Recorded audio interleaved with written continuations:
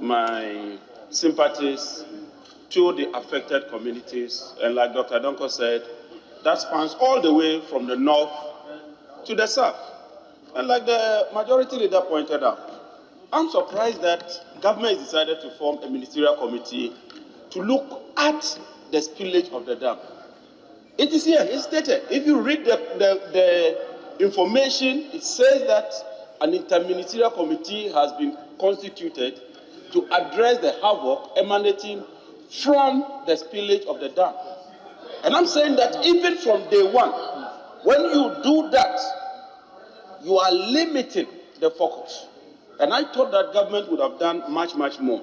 But Mr. Speaker, we are not talking of a sudden spillage. We are talking of a situation where VRA knew that they were crossing the 276 mark. That is the mark. And so today, the minister is in parliament, briefing MPs on the aftermath of the spillage. The first question you ask is that couldn't you have engaged these MPs before the spillage? This is serious. This is cardinal. At least when the MPs move to their communities and they speak to their people, some of them will listen. That should be a simple issue. And then you went there and did a simulation. I never heard of any simulation in my area. I never heard of any simulation. And I never witnessed any simulation. In any case, when you knew you were going to spill the dam, did you create safe havens for them? Which towns were those safe havens created? Because what you do is that once you are going to spill a dam, you create a safe haven so that when people are affected, they can move to those areas. MPs have had to allocate schools for people to go and stay there. Mr. Speaker, this is a serious issue. But even more important is the issue of this perennial flooding. On the 19th of November, 2019, President Akufo-Addo cut the sword for the construction of the Poalugu Dam, valued at about $1 billion. We were told that that would be the main solution on the White Volta in terms of flooding. Mr. Speaker, when he cut the sword, he promised that in about 4 years, that project will be completed. At the end of this year, the 4 years will be due. I have been there, Mr. Speaker. No activity is taking place. No activity. And so, this issue of providing relief items, that is not the solution to the problem. But even more disturbing, I come from the Central Gonja district. Today, and this might sound political, but that is a reality. The MPP chairman is the one leading the distribution of the relief items in Bupe. That is the truth. People are using this for political football. And I think that this House should rise above all these issues and deal with the issues the way they ought to be dealt with. Mr. Speaker, finally, I would appeal. Hold on. Yes. Mr. Speaker, with respect, we know the rules governing the business on the table now. I would plead with my respected colleague to withdraw that aspect of his submission to the effect that it is an NDC MPP chairman who is sharing relief items. Mr. Speaker, earlier the position had been that nothing at all had been done in the constituency, and now it is changed to an MPP chairman. I hold a view that, in the words of the then acting leader, this is a sensitive matter. It is of national character, unquote. Shall we therefore focus on this matter and construct our submissions in these lines? I thank you, Mr. Speaker. Very well. Mr. Speaker, this is indeed a serious matter. Hold on. And okay, Mr. Speaker, the deputy minority leader, I thought was going to say that that point that was made was factually incorrect or was untrue, but he couldn't say that. You are saying that it's not true. You didn't say that. Mr. Speaker, this is indeed a serious matter, and I don't take these things lightly. Mr. Speaker, this is a video. A video.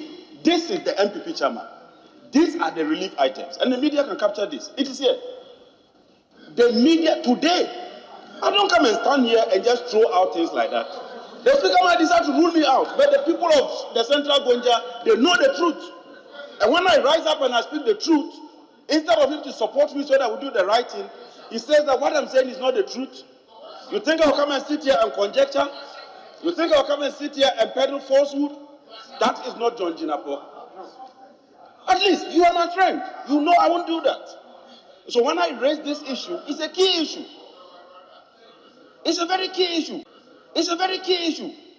So, Mr. Speaker, we are dealing with an issue where we are pleading that when it comes to the distribution of these items, we should not politicize them. In an attempt to defend his stance, Mr. Speaker, all he did was to show us a picture of somebody standing somewhere with certain items behind the person. Mr. Speaker, it's a pure conjecture. Please, with the greatest respect, we know the rules. Would my respected colleague withdraw that aspect of his submission? It is only fair. That's why I'm making an application to the Speaker. It doesn't warrant the shout.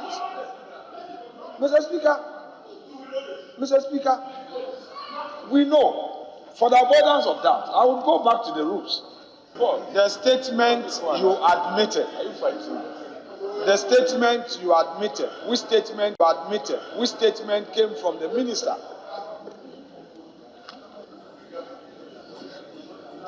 Was admitted on the strength of Order 72. Mr. Speaker, the rule requires of us to make comments within the confines of that statement. That's exactly what our rule says. So you are not to introduce new matters, controversial issues, Mr. Speaker, bring matters of factual inaccuracies, Mr. Speaker, and if we allow this to stay in the record, Mr. Speaker, it will amount to giving, Mr. Speaker, an open check to any member to stand here to say anything merely by showing us a picture. Mr. Speaker, today he has that liberty in this house. Tomorrow he may not be a member of parliament and somebody will be a member of parliament saying certain things about him. He will not have a right of audience to immediately respond. The man you claim to be doing what you claim he did is not in this chamber to defend himself. Meanwhile, you do not have such evidence to support that claim. Mr. Speaker, I have made an application to you. Your duty is to consider the application to either, Mr. Speaker, dismiss it or uphold. I am inviting you to uphold it because I am fortified by the rules. When he was given the opportunity, he could not factually prove that indeed the man was distributing relief items instead of an official of NADMO. Mr. Speaker, Mr. Speaker, I leave it to you to get the record, that aspect of the submission, expunged from the records. Motion. To you, if it directs me to, I will. But I just want to give. Mr. Speaker, the deputy majority leader says that I spoke about things off the discussion. The minister is here. He spoke about relief items. Did the minister not talk about relief items? I think you would exercise patience, majority leader. So when I talk about the distribution of relief items in my constituency, and I raise a problem, it's a legitimate problem, Mr. Speaker. But in winding up, Mr. Speaker, he says I did not show evidence. I did not just show a photo. You are not watching. And next time, please pay attention. I showed a video. A video is here. A video is here. The video. But Mr. Speaker, beyond this, Mr. Speaker, Mr. Speaker, beyond this, Mr. Speaker, he says, where's the video? This is the video. This is the video. This is the video. You see, this is the video. Instead of you to support us to do the right thing, you are showing. Honorable member, it's true. The minister. Speaker, on this note, Mr. Speaker, I'm fortified by the truth, and I speak nothing but truth to power.